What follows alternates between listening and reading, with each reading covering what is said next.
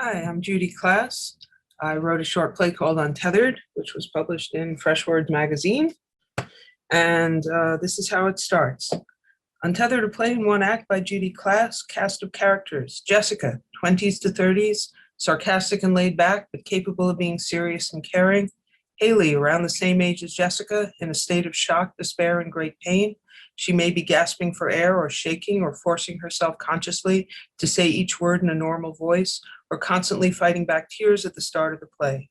The setting is Jessica's apartment, a space with a couch and a chair, not a fancy space. Haley sits upset, trying to get hold of herself. Her things are in an overnight bag. Jessica brings her a glass of water from the kitchen off stage, and the play begins.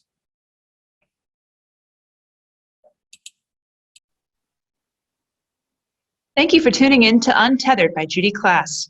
Untethered was the winning one act for the William Faulkner Literary Competition in 2019.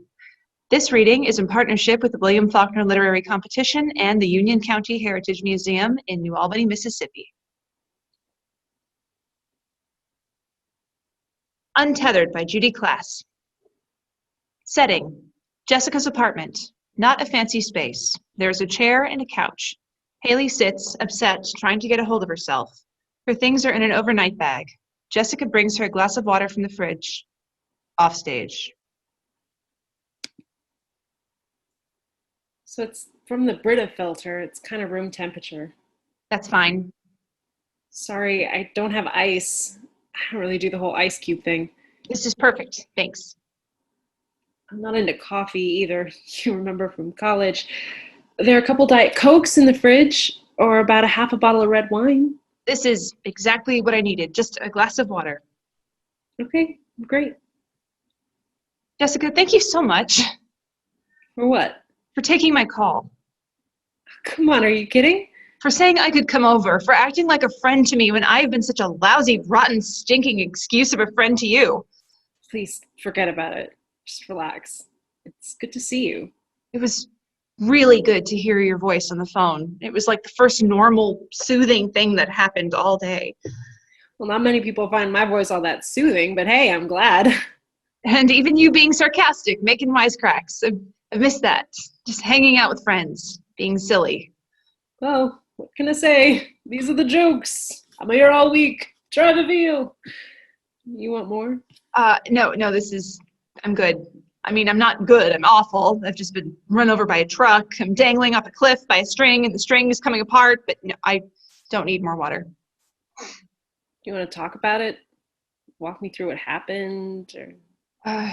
Sure. Why not? Steve was in the shower. He left his phone on the table, and it began to vibrate. He leaves it unlocked. I picked it up. I'm not a snoop. I'm not generally someone who pries into his life. I hate that kind of person. I don't want to be that.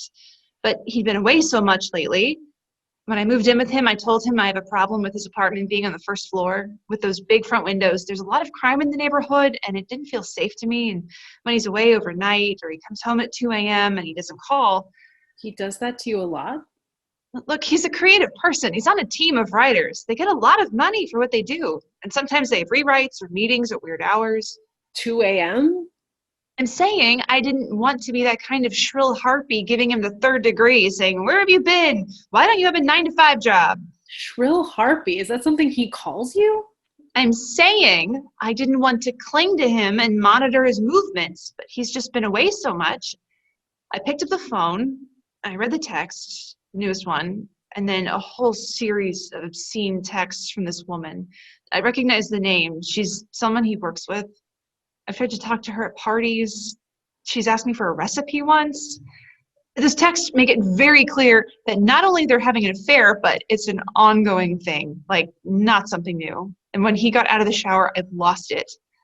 Okay. But I mean lost it in every sense. I lost my dignity. I lost my sense of proportion. I lost my ability to hear him and talk to him. And I lost my relationship. I threw it all away by freaking out at him. Why are you angry at yourself for getting mad that this scumbag was cheating on you? Because sure, I have a right to be angry, but we could have gotten past this. Maybe we still can, or we could have if I didn't.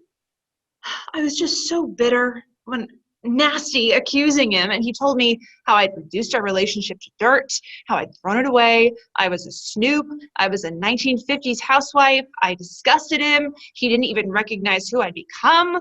Again, he's a dog. He's sleeping around. Sounds like maybe he wanted to get caught. Like he set this whole thing up. But we can get to someplace better, or we could have if I didn't go and... Hey, listen to yourself. What happened to you? You used to be... No, I know, I don't care. I love him. I can't lose him. That's all that matters. That's all that matters to me. I don't want movement slogans or a pep talk on what I owe myself as a woman. That's worthless. There's me and Steve, or there's nothing. There's nothing else that matters. If you just take a step back. No, I don't want to hear it. Keep it to yourself. Choke on it. Go empower yourself. Leave me alone. I'm like an amputee. My arm has been ripped off. Don't tell me to take a step back. Okay, then. I'm sorry. I'm sorry to shout at you. That's wrong. I'm untethered.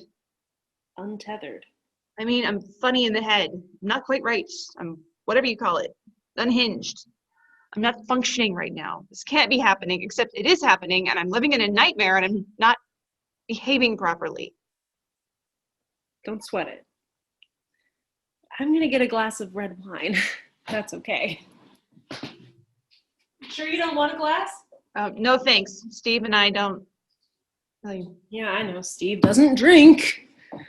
I remember. You used to drink with the best of them. Said I'm fine with water, thanks. Well, if I'm drinking alone, then no point in a glass. I'll just swig. You think I'm ridiculous.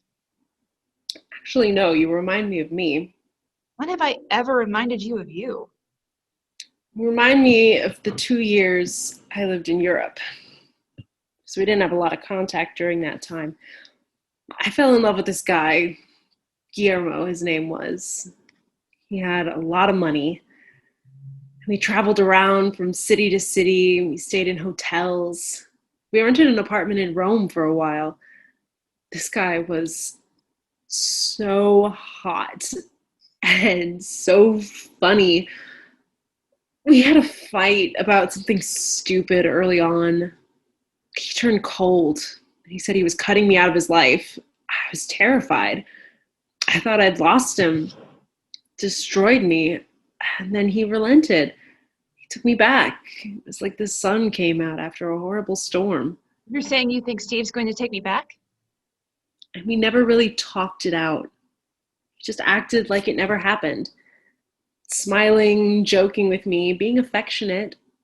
I put it out of my mind. I figured I'd live my whole life as an expat. Wherever Guillermo wanted to go, I'd have his kids. I'd build my whole life around him. And then he dumped me for good. It was quick and surgical and unexpected. He turned cold again, and this time it didn't change. And I got wimpy and pleading, and I threw away my pride. He was cutting and vicious, and he ended all contact. It was like I couldn't breathe, like my life was over and there was no point without Guillermo. Nothing made sense. Nothing was worth anything. There was no place in the world where I belonged. And now you're going to tell me how you moved on and found new love and a rich, fulfilling life. No, I wish I could tell you that, but no. Very few relationships came that close in terms of somebody smart and interesting who seemed that unusual and special. And that was the only time I lived with someone. The day-to-day routine, the sleepy comfort of it, being able to say, "Hi, honey, I'm home," and feeling like I was home in an alien city. I haven't had anything like that. Well, thank you, Jessica, for that uplifting story. That was really inspiring. That really gives me hope in a moment of darkness. Well, you said you didn't want a pep talk. Oh, go to hell. But over time, I realized that the intensity of it, the way I imprinted on him like a baby duck, maybe wasn't good for me. And I was able, over time, to get a little distance and admit that he fought dirty in many ways and used me, and I pretended not to notice. I made myself over to be what he wanted, and I lost sight of who I was. And if he called you up right now, you wouldn't get back with him? For years afterward, yeah, I would have. Knowing that he was a douche, knowing that the trust wasn't there, then he'd use me and discard me again. Now I don't think I would. You're lying. For yourself and for me. I don't think I am. I've got a big mouth. I'd call him on his crap now. I want to talk through everything that happened, and Guillermo doesn't do that. He's not willing to talk things out honestly in any language. I understand his MO. So being home with him wouldn't feel like home anymore.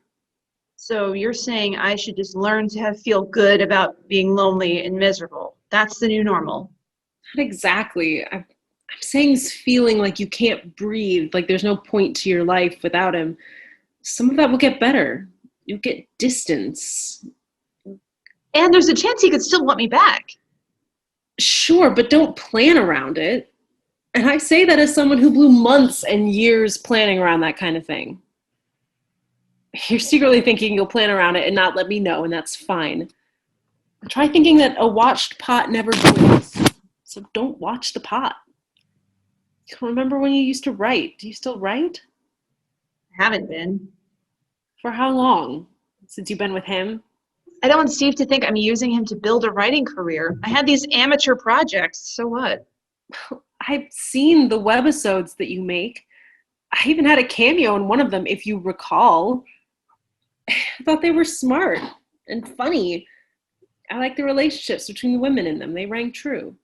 They were improv mostly. Okay, but you also have an ear for dialogue, and you set up lifelike situations.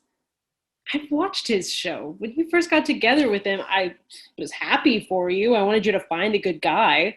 I wanted us all to be friends. I tried to like his show. I tried so hard I almost herniated something. I don't like his scripts. I don't like the characters. Well, you've got to understand that Do when you you're like them?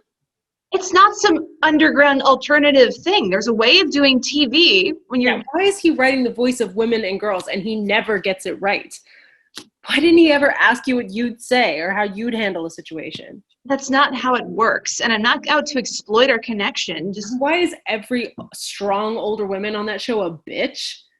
Why are women constantly competing with each other? Why can't they ever be friends and take care of each other? why are you attacking him? I'm saying finally what I honestly think. And I'm asking you what you think, honestly. Does that show seem like real life to you? It's television. I didn't think so. So, he doesn't respect your work. He sabotaged yours. He made you over in various ways. He made you live somewhere where you didn't feel safe. He stayed out until 2 a.m. He screwed around. All right. And with distance, those things will start to matter more. You might even say good riddance to bad rubbish. That's what I'm saying. If you don't watch the pot boil, if you reconnect with your friends and start making webisodes again, maybe that'll help you stop hurting. Because I'm not the only friend Steve made you lose touch with, am I? It's a statement, not a question. We do compare notes. You will trash talk me and Steve? We worry about you. We don't give a rat's ass about Steve. I've seen him be charming, and he can be theatrically proud of you in public and good to you. I've also seen him be douchey in subtle ways. Again, it's not just me. It's Abigail. It's Kayla. He feels threatened by you having old friends from college. Women you can joke and be sarcastic with, like you said. Or Chris. Steve is homophobic or whatever his problem is with your gay friends. And so he's cut you off from us and left you with nothing. Not nothing. We go to parties. We meet couples in restaurants. We throw parties sometimes. Yeah, where you talk to this skank who asked you for the recipe. And meanwhile, we're the funny, scruffy people you have a history with who love you. Look, you guys all like to go out for Asian food. Thai food, that's your favorite. Yours too. Well, Steve doesn't like it, and he didn't really hit it off with any of you. And I know that I've been bad. You're not bad. You're in love. We've met him. We've seen him attack your sense of self in these little ways. But we're your community. We're your peeps. Or we used to be. And we felt like we'd lost you to the Hare Krishnas. We didn't know if we lost you forever or if we had to stage an intervention or what. But you're here now. Are you spending the night at my place? The couch contains an old fold-out bed. It's not too bony. I haven't had rave reviews, but people say it's okay. I've got a set of clean sheets. I was gonna stay in a hotel. Well, stay here and save money. And let me call everybody up and see if they're free.